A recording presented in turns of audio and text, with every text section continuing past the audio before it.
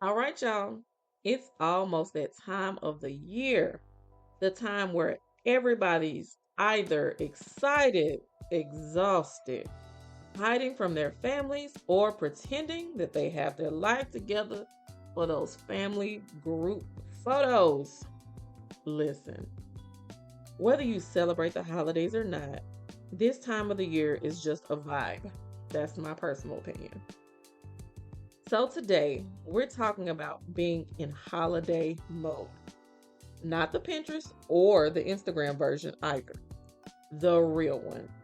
We're talking faith, family, boundaries, and trying not to lose your mind in the middle of it all. Now, the twist of the week is we're talking holiday chaos. I know you've seen the memes, the videos, and all the things on TikTok, Black Twitter, Facebook about the holidays. You've seen the videos of the who you dating and the messy family version of when they ask you about the person you dating and they spin it around on whoever asked the question talking about why don't all y'all kids have the same, daddy or whatever.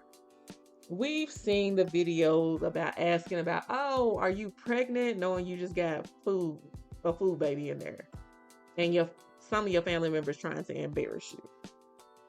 Then, not to mention the many plethora of videos of asking who cooked the food, because you know just as well as I do, especially in the Black community, we don't eat everybody's food. A friend may invite you to their family's Thanksgiving, and you will already have eaten before you came because you don't know if they can cook. Trust me, I've been there.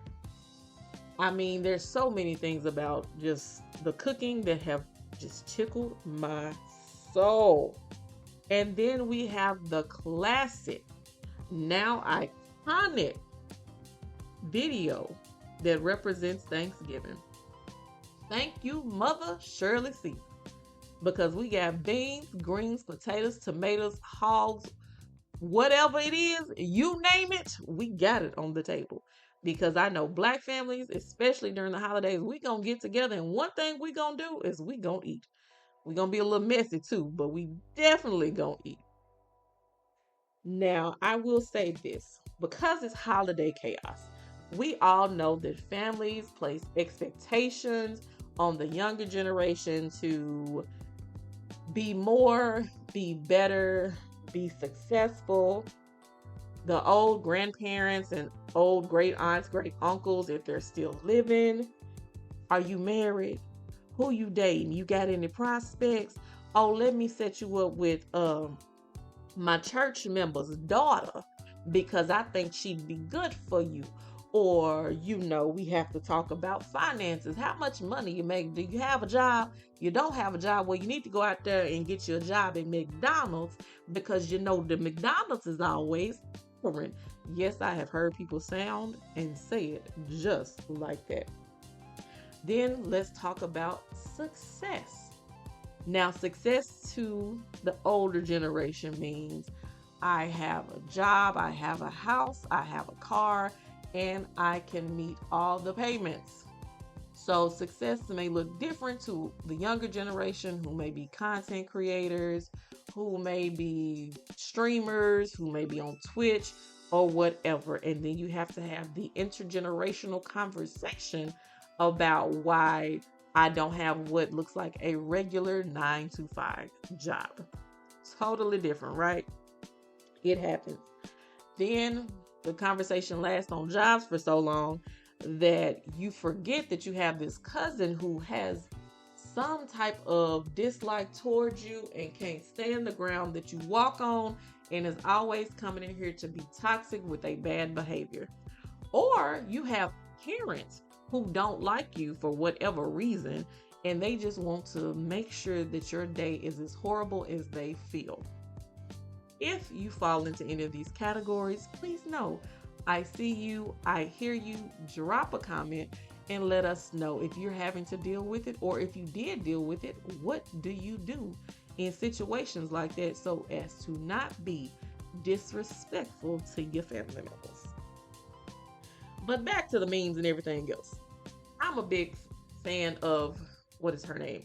Smooth Jazz on TikTok. I love her you name it dance. She does it every year.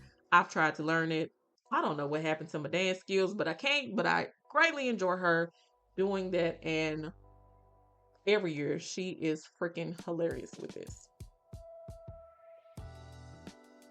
Now I know that we laugh at all these things, all these memes on social media. But you know what I think? Truthfully, I think that we use these memes, videos, all of this to emotionally prepare for gatherings like we be preparing for the Super Bowl.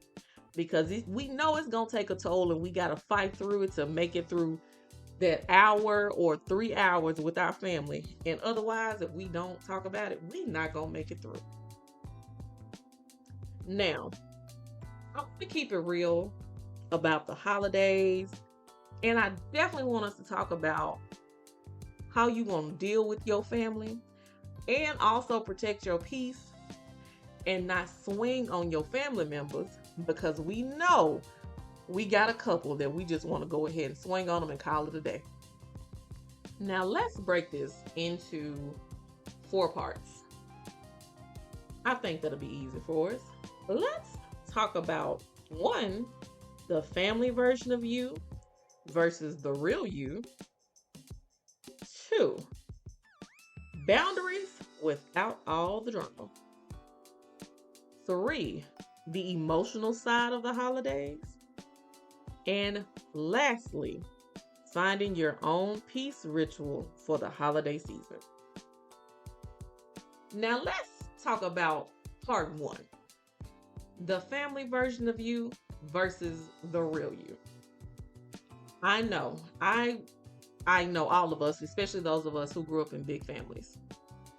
Your family has a version of you that is nowhere near the version that you are now. They see the old you.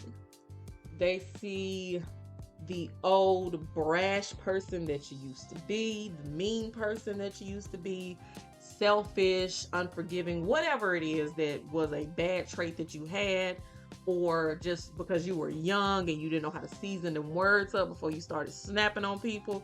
Whatever it is, your family sees that old version. They never see who you are now. Now for me, I used to be a little brash with my words. As my mother tells me, you have to season your words with a little bit of salt. My words didn't have any type of seasoning to it. I was just going to tell you however I felt in that moment. No filter, no cares, no regards for your feelings.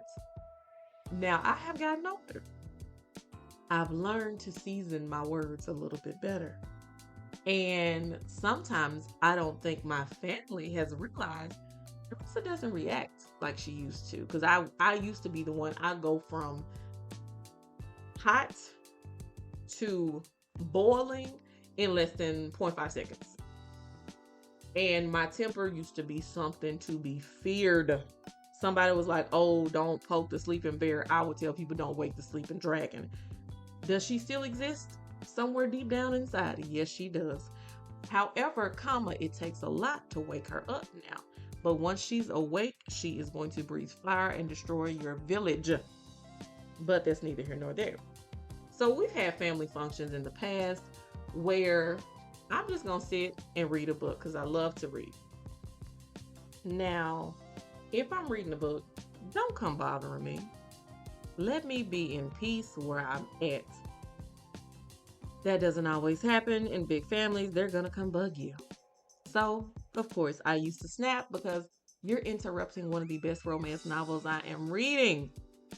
And now I have to engage with you people. So, I used to be a little hot-tempered, little fiery, if you will. And truthfully, for me, I have grown more. Now I know if I'm going to be with my family, let's spend time with the family first. Let's talk. Let's get everything out of the way. I'm still going to go read my book, but now I have engaged with you first so that you are more likely to leave me alone. But also, I've gotten to the age now where I appreciate being with my family because I have lost a plethora of great aunts and uncles, and now I appreciate any moment that I get to spend with my family members. So for me, now I've had some family members who I haven't seen in a while, and they just be carrying on, hooting, hollering, and just trying to do stuff to egg you on. I guess hoping for a reaction, but because you've grown up now, they be like, why you acting funny? No, no, not acting funny.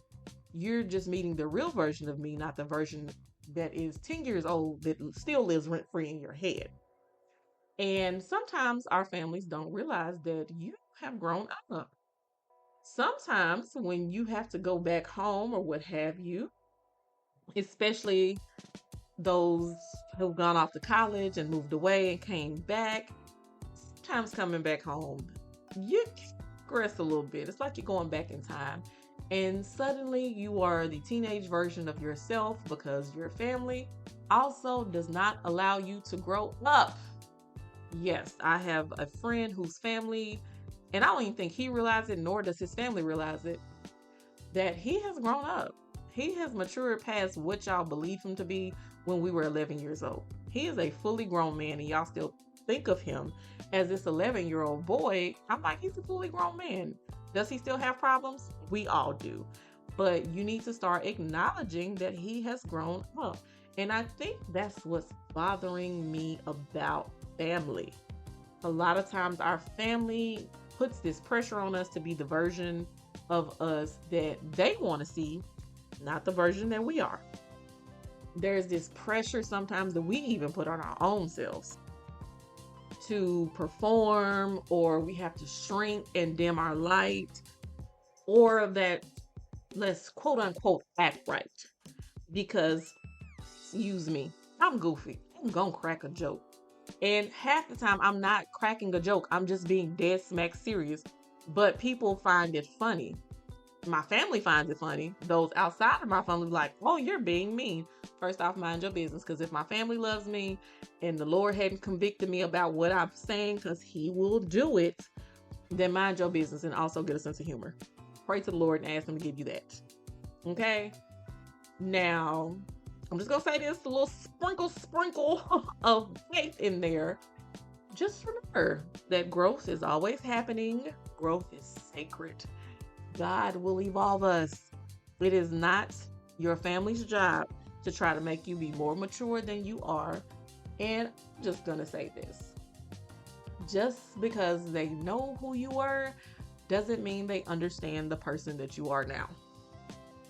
That's a message. If you would like to give an offering at the end of the podcast, you are more than welcome to DM me and ask me for the Zelle and the Cash App. Praise God on today.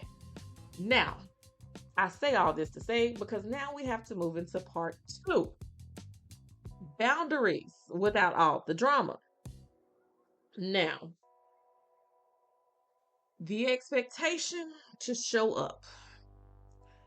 I know a lot of people who have family gatherings or just like family reunions during the holidays. And they pack at least 10 days worth of stuff into 3 days. And they expect you to show up to everything. You don't have to, okay? You don't. You can show up to what you need to show up to whenever you want to show up, all right? If you didn't catch it, rewind and listen again. If you know that you want to see your family or certain family members, but you don't want to deal with the overall family, please hear me when I say that is okay. That is a boundary that you have set for yourself, whether consciously or unconsciously. And stick to that boundary. Because for me, with my family, I'm going to show up to what I want to show up to. However, I'm going to leave early if I have to. And also, setting a boundary. There is a boundary that I feel everybody should set. It's very simple, only 2 letters in the word. And that word is no.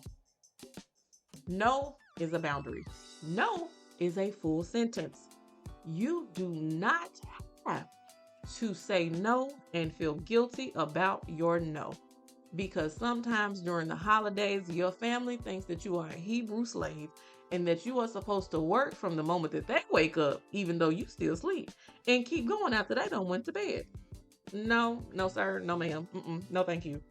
I'm gonna say this: say no. Don't feel guilty about it because you are respecting a boundary that you have set for yourself. Also, I have a cousin, or had, may she rest in peace. We had to deal with these passive aggressive comments where it's that offhanded compliment, but it's also trying to be a dig at the same time. I don't know why she and I didn't really get along. I think it's because other family members used to hit us against one another because of skin color. Don't know, don't care. I do hate that she passed away from domestic violence, but it's neither here nor there at this moment. Do not allow your passive aggressive cousin to make you swing on them. Okay? Please don't. And then also, I will say this much: them nosy questions that your family is going to ask of you, you don't have to answer. And then they always ask the question at the most inappropriate time. We done prayed, we sitting down at the table, we talking about whatever's going on in the world, try to bring some joy into this negative space that we live in. And then you got, let's call her cousin Alicia. Cousin Alicia gonna lean forward and look down at you and be like, so, did your boyfriend propose to you yet? Girl, did nobody got time to answer your question. Because if it's me and cousin Alicia talking to me, I'm gonna look at her and rub my eyes. I'm not even gonna engage with you or give you any energy. You're just gonna sit there and look stupid by yourself. And then, of course, you always have her egging on friend that she brought to the Thanksgiving. Also, you didn't hear her? Baby, I'll be like, God bless you. Hit her with a Tabitha Brown. Hello there. I understand, okay? If you unhappy with yourself, don't let unhappy people take you out of your character.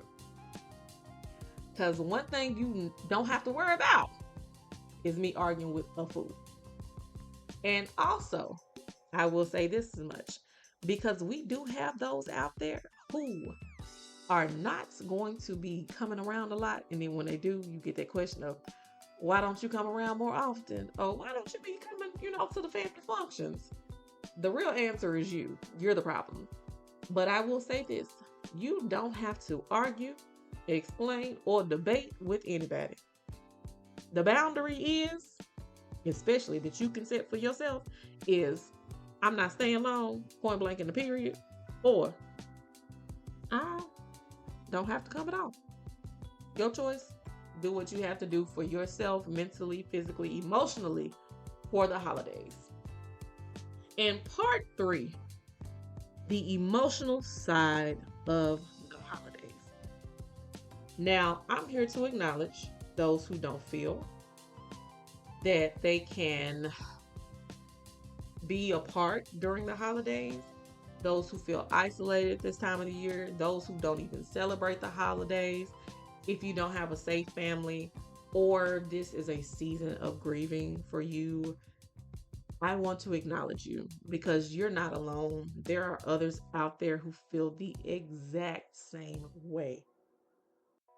You don't always have to celebrate with your family if you choose not to, or sometimes you don't have family to celebrate with. Now, my great aunt Juanita, may she rest in peace, said something that stuck with me for a long time, and I'm still using it to this day. If you don't like the family that you were born into, go get you the family that you want. We have so many, and she's my great aunt on my dad's side, and we have so many people who I'll be like, oh, they're my cousin. I'm like, no. I'm like, then why am I calling them cousin? Whatever. Because they want to join the family. Hey, if that's what you need in your life, go do that. And also, sometimes the holidays, we lose family members around or on the holiday. I remember I was in middle school and we lost one of my classmates on Thanksgiving Day to cancer. And every Thanksgiving, I have been out of middle school for forever. But every Thanksgiving, I remember her because we lost her on that day. And I do say a silent prayer for her family that they're okay. But it's just sometimes you remember these things. You have nostalgic moments of things that happened during the holidays, like especially if you either got broken up with or proposed to or whatever, and things didn't work out, like just on Christmas or something like that. I've seen a lot of Christmas proposals. And you're feeling that, and sometimes it kind of sucks and it feels heavy, and it's not a you're not in a good place. Let's be honest, sometimes you're not in a good place during the holidays. You can feel isolated because everyone is spending time with family, friends, and loved ones. Baby, go out there and get you some new friends. If you need a friend, go ahead, put it in the comments. I'll DM you, we can be friends too, because everybody needs somebody in this world, and that is absolutely okay. If this season feels heavy or empty, I just want you to know you are not broken. You are human. And I'm sending you a virtual hug because I know a little love helps whenever you feeling down. It does.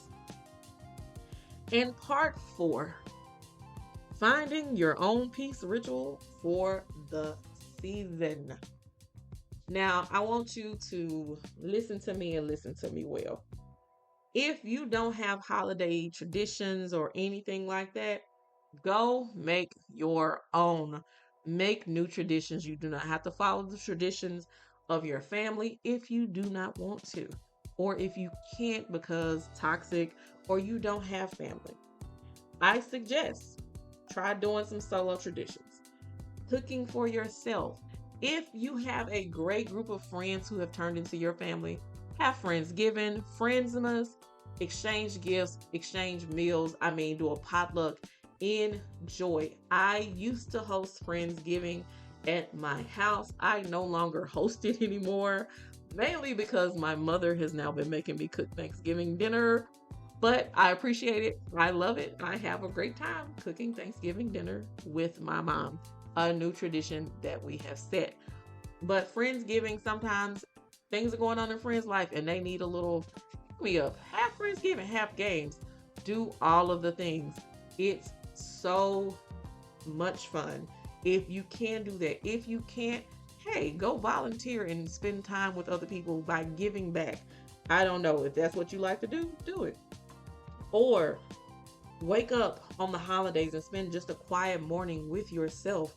Have some me time. Do some self care. Do whatever it is you have to do. Because as we know, on Thanksgiving, you got a day full of football, and that's how some men spend their Thanksgiving in front of that TV. Ladies, if you like football like I do, go watch football or spend you a time at a spa in the house because you know the spas are closed on Thanksgiving Day. And also, don't overcommit to things if you're spending time with your family and just too many people is too much. Don't overcommit. And if you have to be around people because you have no other choice and you know that they are toxic, do me a favor. Before you get there, say a prayer, quote a scripture, and if they are still just going to tick or piss you off, because we're going to be honest with this on this podcast, what you need to do is go take a walk, because it is not worth your freedom to beat them down, because you know some people is real messy and will call the police on you. But just know your peace is worth protecting. That's all I got to say. Your peace is worth protecting. But that's all I got for y'all this week. All I'm going to say, y'all, is be safe, be honest, enjoy this holiday season, and don't let nobody mess up your peace, not even your favorite cousin.